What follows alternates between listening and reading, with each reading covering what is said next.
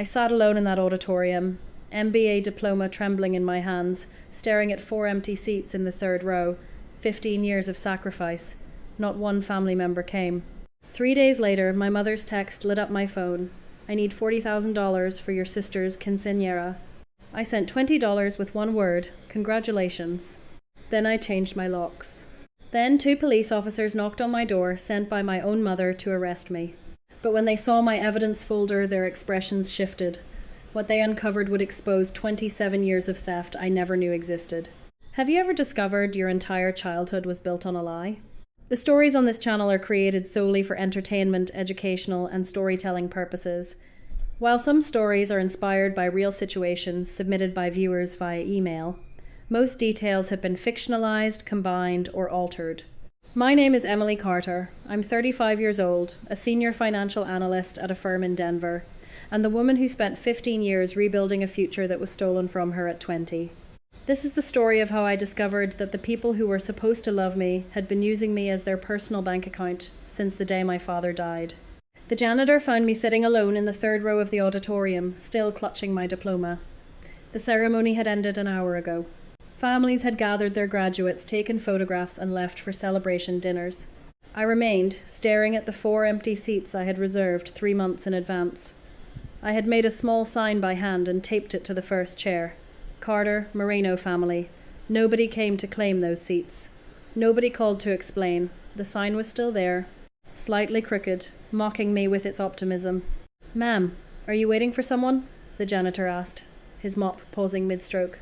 I folded the sign carefully and tucked it into my purse. Not anymore. I kept the sign because I had learned long ago to keep everything. Receipts, text messages, bank statements, evidence. When you grow up as the invisible child in a family that only sees you when they need something, you learn that documentation is the only thing that protects you. The weight of that empty auditorium pulled me backward into memory. I was 20 years old again, sitting at my mother's kitchen table, my sophomore year textbook stacked beside me. Linda had called a family meeting. Richard, my stepfather, sat across from me with his head down. My mother's hand rested on her stomach. "The baby is coming," Linda announced. After all those years of trying, all that money we spent on IVF, God finally blessed us. But Richard lost his job last week. The medical bills are piling up. "You're the only one who can help us now, Emily. Family comes first." I remember asking about my father's life insurance money. $150,000 he had left specifically for my education. I was 8 when he died, but I remembered him telling me, "This is for your future, sweetheart. Promise me you'll go to college." Linda's face transformed into something cold and unfamiliar. "That money paid for the IVF treatments. That money is giving you a sister. Your father would have wanted this family to grow. Are you really so selfish that you would deny your sister the chance to exist?" I dropped out of college the following week. I got a full-time job at a call center. I sent money home every month for the next 10 years. I never asked about the insurance money again. 5 years ago, Linda called me sobbing. Richard's business ventures had failed. They were facing eviction. I had saved $80,000 by then, working while my former classmates built careers and families. I used my savings as a down payment on a house for them. Because their credit was ruined, the house went in my name. Linda promised to make monthly mortgage payments. In 5 years, I received exactly $0. I paid every payment myself. 2 weeks before graduation, a strange bank statement arrived. Your home equity account statement. I set it aside because finals consumed every waking hour. I assumed it was some administrative error. That evening, I finally reached my mother by phone. Her voice was casual, almost cheerful. "Oh, the graduation was today? We've been so busy planning Sophia's quinceañera." You know how 15-year-olds are. Everything has to be perfect. She paused, then added, "By the way, we need to discuss something important. It's about the house, but it can wait." She hung up before I could respond. That night, my phone buzzed with a text from an unknown number. "Congratulations on your graduation. Your father would be so proud. I've wanted to tell you something for 27 years. Please call me. Aunt Margaret." I stared at the screen. Linda had always told me Aunt Margaret wanted nothing to do with our family. That night, I learned the difference between being forgotten and being deliberately erased. But I had no idea that my mother's casual mention of the house was a warning sign. 3 days later, I would discover that my family hadn't just ignored my graduation, they had been stealing from me for years. and they were about to ask for more. 3 days passed before my mother made her move. I was sitting in a quarterly review meeting at work, presenting budget projections to senior management, when my phone buzzed against the conference table. I glanced down and saw Linda's name on the screen. My stomach tightened, but I silenced the notification and continued my presentation. When the meeting ended, I excused myself to the restroom and finally read her message. We need $40,000 for Sophia's quinceañera. This is her only chance at a proper celebration. She deserves this. Transfer by Friday. No greeting. No congratulations on completing my MBA after 15 years of struggle. No apology for missing my graduation. No acknowledgement that I existed as anything other than a source of money. Just a demand, cold and transactional, as if she were placing an order from a catalogue. I stood in that bathroom stall reading the message over and over, feeling something shift inside me. I had attended quinceañeras before. I had helped plan them for co-workers' daughters. I knew exactly what they cost. A modest celebration ran about $5,000. An elaborate one with a live band, custom dress, and catered dinner might reach $15,000 or even $20,000, but $40,000 was absurd. That wasn't a quinceañera budget. That was something else entirely. My financial analyst training kicked in automatically. When the numbers don't make sense, there's always a reason. Something was very wrong, and my mother's desperate demand was the first clue. That night, I called Maria, my childhood friend who still lived in our hometown in Texas. We had known each other since elementary school, and she had watched from a distance as my family slowly consumed everything I earned. Maria hesitated when I asked about Richard and Linda. I could hear reluctance in her voice, the awkward pause of someone who knows too much and doesn't want to be the messenger. "Everyone's been talking, Emily," she finally said. "Richard's gambling has gotten really bad, like scary bad. He owes money to some dangerous people. The kind who don't send polite collection letters." I pressed her for more. Maria sighed heavily, and I heard her close a door for privacy. "My cousin Daniela works as a teller at First National Bank.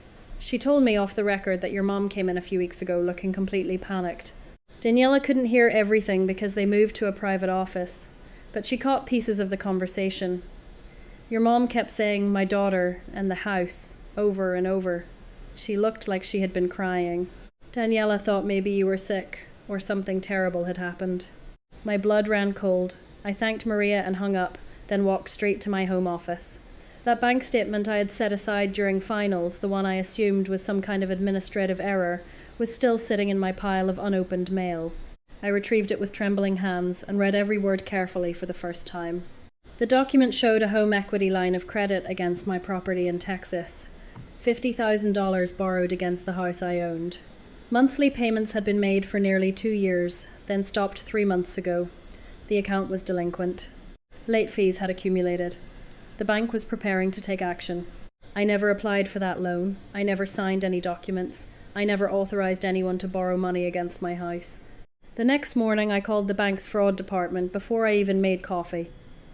A representative named Patricia took my call and listened patiently as I explained that I had never applied for a home equity loan.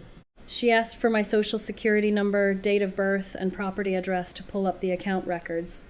I waited while her keyboard clicked on the other end of the line. "Ma'am, I have the application summary here," Patricia said carefully. "The loan was notarized by a Marcus Webb in Houston. The signature on file matches the property owner's name. According to our records, everything was processed correctly." I told her I'd never met anyone named Marcus Webb. I'd never been to Houston for any loan signing. I'd never signed any document authorizing this credit line. Patricia's voice changed, becoming more serious. "I understand. I'm flagging this account for our fraud investigation unit. We'll send you copies of all loan documents within 5 to 7 business days. You'll need to review the signature and confirm whether it's yours." I already knew it wasn't mine, but I needed proof. I asked one final question before hanging up. "Can you tell me who has been making payments on this account?" Patricia paused. I heard more clicking. Payments were made by a Richard Moreno, until approximately 3 months ago, when payments stopped. I hung up and sat very still at my kitchen table. My hands were shaking, but not from fear. Something hotter burned through me now. Anger. Pure, clarifying anger. Richard had forged my signature. Someone named Marcus Webb had notarized that forgery, certifying that I had appeared before him in person when I had never laid eyes on the man.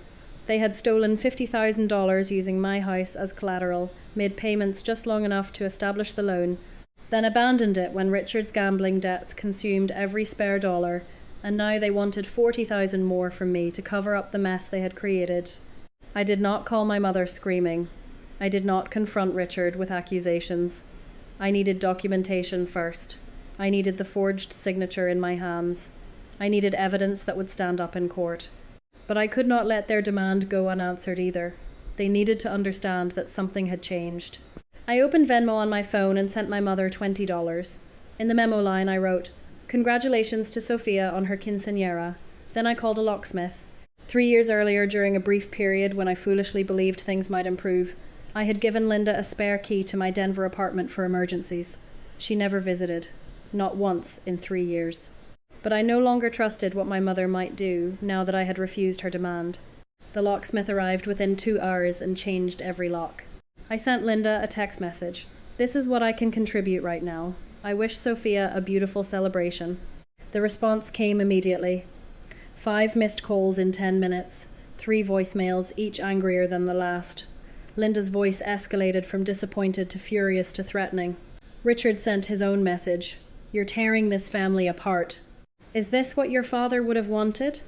I did not respond to any of them. I simply documented everything, screenshotting each message and filing it in a folder on my laptop. Then a different message appeared. From Sophia's phone number, but clearly not written by Linda. "I didn't know they asked for that much. I don't even want a big party. I'm sorry about your graduation, Emily. I wish I could have come." The message disappeared within 2 minutes. Linda monitored Sophia's phone constantly, but I had already taken a screenshot. I saved it with the others. Evidence. For 1 week there was silence. I thought maybe they had accepted my decision and moved on. I used that week to gather more evidence. The bank documents arrived on day 6. The forgery was obvious the moment I looked at it. My signature looked like a child had traced it from a photograph. The loops were too careful, the pressure too even. Anyone who knew my actual handwriting would see immediately that this was fake. I was preparing to file a formal fraud report when there was a knock at my door. I looked through the peephole and felt my heart stop. 2 police officers stood in my hallway. "Ma'am, we're here about a financial abuse complaint filed by your mother," the first officer said when I opened the door. "She's alleging that you stole $80,000 from her and have been holding family property hostage." My mother hadn't accepted my refusal. She had declared war. What she didn't know was that I had already found her ammunition, neatly organized in a folder on my kitchen table, and I was about to turn every piece of it against her. The 2 officers introduced themselves as Officer Ray and Officer Thompson. They were polite but serious, and I could see them scanning my apartment as they stood in the doorway. Officer Reyes explained the situation in a measured tone. My mother had filed a report with the police department in Texas claiming that I had been financially manipulating her for years. According to Linda's statement, I had coerced her into co-signing a home equity loan, then stolen the $50,000 for my own personal use, while refusing to help the family. Because the property was located in Texas and I lived in Colorado, the Texas authorities had forwarded the complaint to Denver police for initial contact. I felt the ground shift beneath my feet. My own mother had reported me to the police. She had painted me as a criminal, a thief who preyed on her own family. For one terrible moment, I felt like that 20-year-old girl again, sitting at the kitchen table while Linda explained why I needed to sacrifice my education for the good of everyone else. Then I took a deep breath and felt something solid settle in my chest. I had spent 15 years keeping records. Every text message, every money transfer, every broken promise. I had always known, somewhere in the back of my mind, that my mother would eventually try to destroy me. I just never knew exactly how she would do it. Now I did. And I was ready. "Officers, please come in," I said, stepping aside to let them enter. "I'd like to show you something. Would you mind waiting here for just a moment?" I walked to my home office and retrieved a thick folder from my filing cabinet. It was heavy in my hands, filled with years of documentation that I had gathered without fully understanding why. Some instinct had told me to save everything, to print confirmations, to screenshot conversations. That instinct was about to save my life. I returned to the living room where the officers waited and set the folder on my coffee table. "My mother's story has some significant holes," I said calmly. "I'd like to walk you through the evidence." Officer Thompson raised an eyebrow but nodded. I opened the folder and began. First, I showed them 15 years of text messages from Linda. Message after message demanding money for emergencies, bills, medical expenses, car repairs, Never once did I find a message from Linda offering to help me or asking how I was doing. The communication flowed in only one direction, from her hand into my wallet. Second, I presented bank statements and money transfer records, proving that I had sent over $200,000 to my family over the past 15 years. The transfers were documented and dated. I had never received a single dollar in return. Not one payment toward the mortgage Linda promised to help with. Not one reimbursement for any expense. Third, I pulled out the deed to the house in Texas. The document clearly showed that I was the sole legal owner. Linda's name appeared nowhere on it. She had no ownership stake whatsoever, which made her claim of being coerced into co-signing a loan completely impossible. She could not have co-signed anything because she was not on the title. Fourth, I showed them 5 years of mortgage payment records. Every single payment had come from my bank account. Linda had never contributed a penny toward the house she lived in. Finally, I presented the home equity loan documents that had arrived from the bank. I pointed to the signature on the application. Officers, this is supposedly my signature. I never signed this document. I never applied for this loan. I never met the notary who certified it. I did not know this loan existed until 8 days ago when I finally read a bank statement I had set aside during my graduate school finals. Officer Thompson studied the signature carefully, then looked up at me. "Ma'am, are you saying this signature is forged?" "Yes, that is exactly what I'm saying. Someone forged my name, and a notary named Marcus Webb certified that forgery as authentic. The bank records show that the person making payments on this fraudulent loan was Richard Marino, my stepfather. He made payments for almost 2 years before stopping 3 months ago. That proves he knew about the loan. You cannot make payments on a loan you don't know exists." I paused to let that sink in before continuing. "Officers, I believe my mother filed this complaint against me because she knew I was about to discover the fraud. By accusing me first, she hoped to discredit me.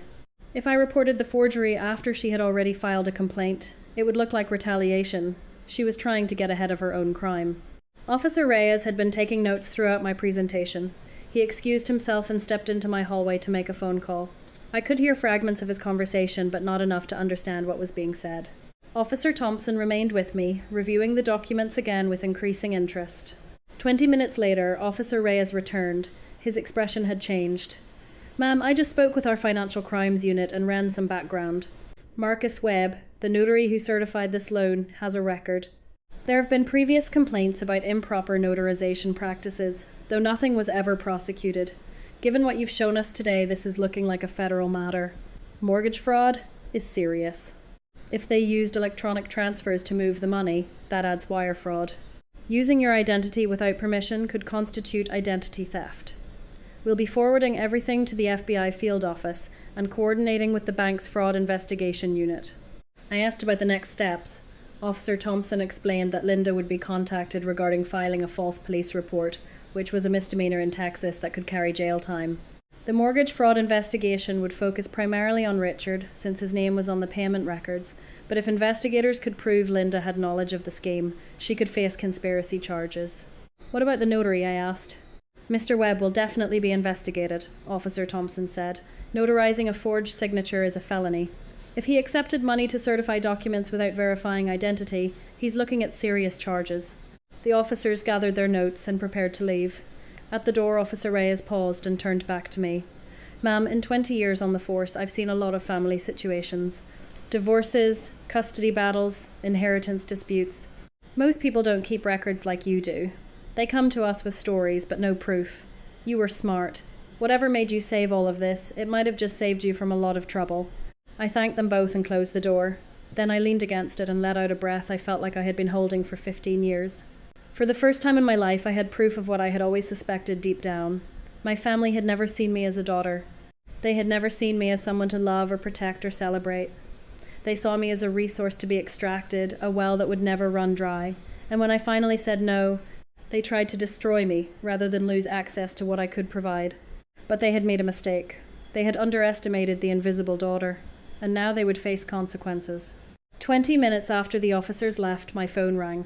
The screen showed an unknown number with a Texas area code. I answered cautiously.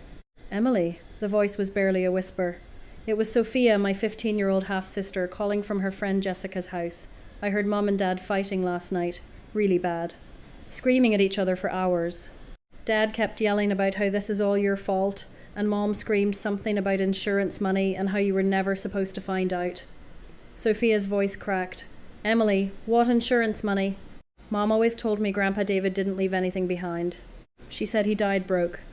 Was that a lie too? I closed my eyes.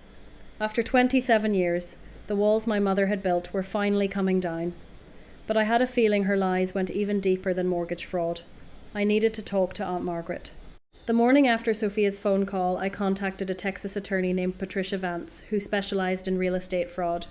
I explained everything over a 2-hour consultation, walking her through the forged signature, the corrupt notary, the false police report, and 15 years of documented financial exploitation.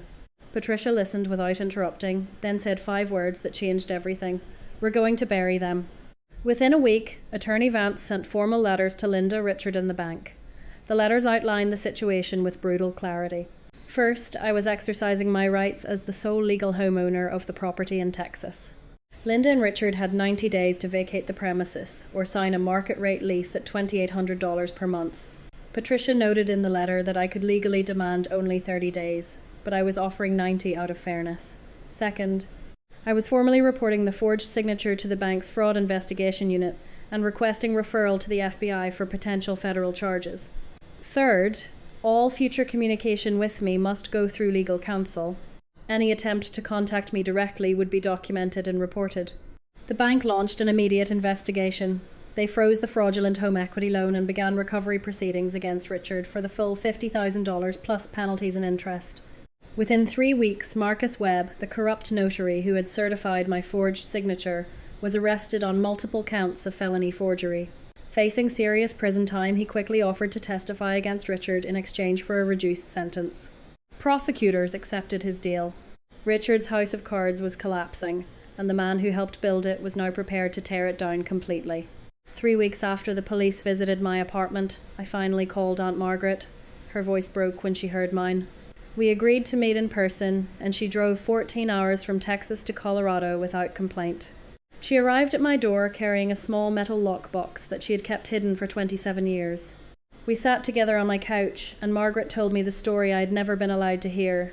I tried to reach you so many times, Emily, she said, tears streaming down her face. When you turned 18, I sent you a letter explaining everything about your father's insurance policy and what it meant for your future. Your mother intercepted it. She called me screaming, threatening to file a restraining order if I ever contacted you again. She said she would tell everyone I was harassing her family. Margaret paused to compose herself.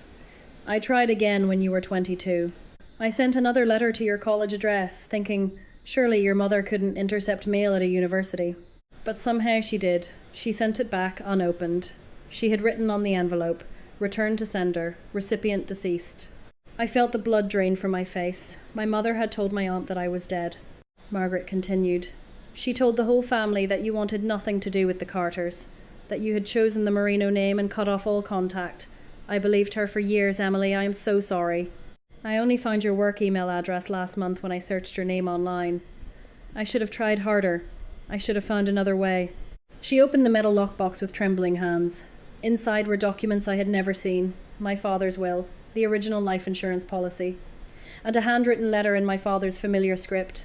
Margaret explained what the documents proved. My father had left $150,000 in a trust, specifically for my education. Linda was named as trustee, responsible for managing the money until I reached adulthood. The funds were designated explicitly for college tuition, living expenses during school, and educational opportunities. Your mother told everyone that money went to David's medical bills, Margaret said quietly. It didn't.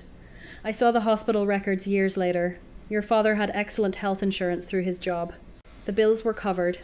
Linda kept every penny of that trust fund for herself. I picked up my father's letter with trembling hands. The paper was yellowed with age, but his handwriting was exactly as I remembered it from childhood birthday cards. I read his words through a blur of tears. My dearest Emily, if you're reading this, I'm already gone, but I want you to know that everything I leave behind is for your future. Get your education, see the world. Become everything I know you can be. Don't let anyone tell you that you owe them your dreams, you owe yourself. I will always be proud of you, I will always love you, Dad. I cried for the first time in years. Deep, shaking sobs that came from somewhere I had locked away when I was 8 years old. My father had provided for me. He had planned for my future. And my mother had stolen it all while telling me I was selfish for even asking about it. Without my financial support, and with federal investigators closing in, Linda and Richard's world crumbled completely. The bank declared the $50,000 loan fraudulent and pursued Richard aggressively for full repayment plus penalties. His gambling creditors heard he might be headed to prison with no assets and began demanding immediate payment. One filed a civil lawsuit. Marcus Webb took his plea deal and testified against Richard in detail, explaining exactly how the forgery scheme had been planned and executed. When Aunt Margaret shared the evidence about the insurance money at a family gathering, the relatives who had praised Linda for years finally learned the truth. Cousins and aunts who had believed I was the ungrateful daughter, the selfish one who abandoned her family, now refused to take Linda's calls. The narrative she had carefully constructed over 27 years collapsed in a single afternoon. Richard was forced to find work at 60 years old, but his pending federal charges made legitimate employment nearly impossible. He took a job working under the table at a moving company, destroying his aging body hauling furniture for minimum wage paid in cash. Linda, who had not held a job in 25 years, got a part-time position as a grocery store cashier. The quinceañera was cancelled entirely. The venue deposit of $1,800, the catering deposit of $800, and Sophia's custom dress that cost $400 were all non-refundable. Linda lost nearly $3,000 on a party that would never happen. Sophia had a small dinner at home, with 3 friends instead. She did not complain. She was beginning to understand. Throughout those months, Sophia secretly maintained contact with me through her friend Jessica's phone. I was careful to never initiate contact. I only responded when Sophia reached out first, and I saved every conversation in case Linda ever accused me of corrupting a minor. Over time, Sophia transformed. She stopped asking for expensive things and started researching college scholarships. One evening, she told me something that broke my heart. I heard Mom on the phone with Grandma last month. She called you the Golden Goose. She said she always planned to get you to sign over the house eventually. She was just waiting for the right moment. Sophia's voice grew determined. Emily, I don't want to be like her. I don't want to take from people. Can you teach me how to be like you instead? How to earn things for myself? I began quietly setting aside $100 every month in a separate savings account under Sophia's name at a bank Linda knew nothing about. When Sophia turned 18, I would give her access directly with one condition. The money could only be used for education or starting a business. The cycle of exploitation would end with her. 18 months after the police knocked on my door, I received 2 pieces of mail on the same day. The first was official. The federal sentencing memorandum for Richard Moreno. He had finally pled guilty. The second was handwritten in familiar script. My mother's handwriting. No return address, no lawyer's letterhead, just a plain envelope with my name on it. After everything, she wanted to communicate directly. I held that envelope for a long time before opening it. Part of me, the part that still remembered being 8 years old and losing her father, hoped that maybe, finally, she was ready to say the words I had waited my whole life to hear. Richard Moreno stood before federal judge Patricia Coleman in the Houston Federal Courthouse on a grey Tuesday morning. He had pled guilty to 1 count of bank fraud and 1 count of conspiracy to commit wire fraud. His attorney argued for leniency, citing Richard's age of 60 years, his lack of prior criminal record, his gambling addiction, and the fact that he had already lost everything. The prosecutor countered with the truth. Richard had systematically defrauded his stepdaughter, forged her signature, bribed a notary, and shown no remorse throughout the investigation. When the bank's fraud unit revealed that Richard had also applied for 2 credit cards in my name, cards I never knew existed, identity theft charges were added to the indictment. Judge Coleman delivered her sentence without hesitation. 14 months in federal prison, followed by 3 years of supervised release. Full restitution of $50,000 plus interest to the bank. Restitution of $8,400 to me for the fraudulent credit card charges, a felony record that would follow him for the rest of his life. Richard's attorney asked the judge to consider his client's age and declining health. Judge Coleman's response silenced the courtroom. Mr. Moreno had 60 years to learn the difference between right and wrong. He chose to victimize his own family member. The court has no sympathy. Marcus Webb, the corrupt notary, received 8 months in federal prison and permanent revocation of his notary commission. His career was over. His reputation was destroyed. The man who had sold his integrity for a gambling debt would spend the rest of his life explaining his criminal record to anyone who searched his name. Linda escaped fraud charges because her name appeared on none of the documents. Prosecutors could not prove she had direct knowledge of the forgery scheme, though everyone in that courtroom knew she was guilty. But she did not escape entirely. She was charged with filing a false police report in Texas and pled no contest to avoid a trial. Her sentence was a $2,500 fine, 18 months of probation, and 100 hours of community service. A misdemeanor record now followed the woman who had spent 27 years positioning herself as the victim. For Linda, the public humiliation was a punishment worse than prison. That same week, I finally opened my mother's letter. It was 5 pages long, filled with cramped handwriting that slanted downward, as if even her penmanship was exhausted. Linda wrote about how hard her life had been, how much she had sacrificed after my father died, how she had been forced to make difficult decisions for the good of the whole family. She mentioned the insurance money exactly once. Your father would have understood. He always put family first. I used that money to keep us together, to give you a sister. You should be grateful Sophia exists. There was no apology for the fraud, no acknowledgement of the forged signature, no mention of the 15 years I spent sending money home while struggling to build my own life, no recognition of the graduation they chose to skip. The letter ended with words that told me everything I needed to know about who my mother truly was. I hope you can find it in your heart to forgive us and help us get back on our feet. Richard is in prison. I'm alone. Sophia needs things. We're still family, Emily. That has to mean something. Let's put this behind us and return to how things were before. I read those words twice. Then I understood completely. How things were before meant being the ATM again, the invisible daughter, the endless well of money and sacrifice that never ran dry. My mother was not sorry for what she had done. She was simply out of options. I placed the letter in a drawer with all the other evidence I had collected over the years. I did not reply. I would never reply. 2 years after my graduation, my life had transformed completely. I was promoted to senior manager at my firm, my MBA, and my reputation for integrity, finally paying dividends. I bought a small condo in Denver with my own money, no other name on the deed. I started dating a software engineer named James, who asked about my day and actually listened to my answers.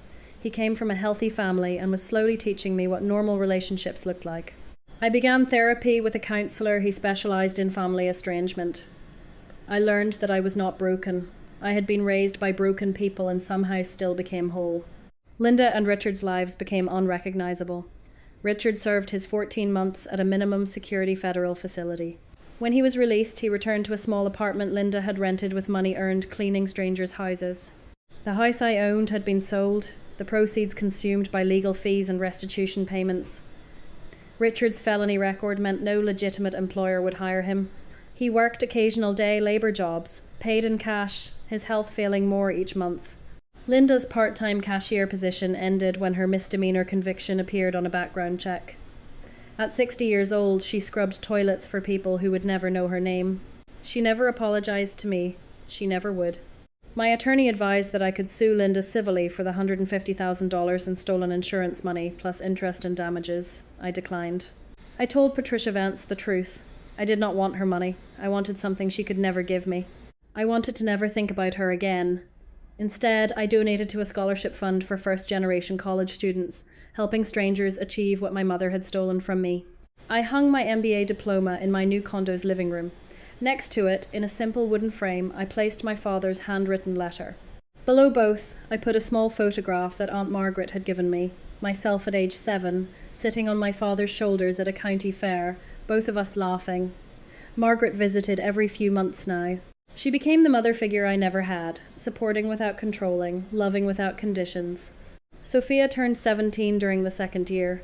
She maintained secret contact with me throughout everything, transforming from a spoiled child into a determined young woman. She earned straight A's, applied for 12 college scholarships, and was accepted to 3 universities. On her 18th birthday, I would transfer $4,800 directly to her, along with a letter. This is not charity. This is not obligation. This is an investment in your future from someone who believes in you. Break the cycle. You are stronger than you know. I looked at my wall, at the diploma, the letter, the photograph, and realized I finally had everything I needed. Not because someone gave it to me, because I built it myself. For 15 years, I believed being a good daughter meant giving everything and expecting nothing. My father did not just leave me money. He left me his belief that I deserved a future. My mother stole the money, my education, my connection to his family, 15 years of my earnings, but she could never steal his faith in me. I do not hate my mother. Hate would mean she still has power. I feel only tired pity. She spent 27 years taking, and now she has nothing. Not because I destroyed her, because she destroyed herself. Sometimes the bravest thing a daughter can do is stop being the family's safety net and start being her own foundation. My father would be proud. I know this because I finally am too. Emily's story teaches us something that too many people learn too late. Love should never be a transaction, and family should never be an excuse for exploitation. If someone only values you for what you can give them, that is not love, that is consumption. You deserve relationships where your presence matters more than your wallet. Remember these lessons. Keep records of everything, especially when dealing with people who have broken your trust before. Learn to recognize when guilt is being used as a weapon against you. Understand that setting boundaries is not selfish, it is survival. And know that walking away from toxic people, even family, is sometimes the healthiest choice you can make. If Emily's journey resonated with you, if you have ever felt invisible to the people who should have loved you most, please share your story in the comments below. Your experience might help someone else find the courage to set their own boundaries. Subscribe to our channel and turn on notifications so you never miss another story of strength, resilience, and justice. Every like, comment, and share helps us reach more people who need to hear that they are not alone. Thank you for listening. Your support means everything.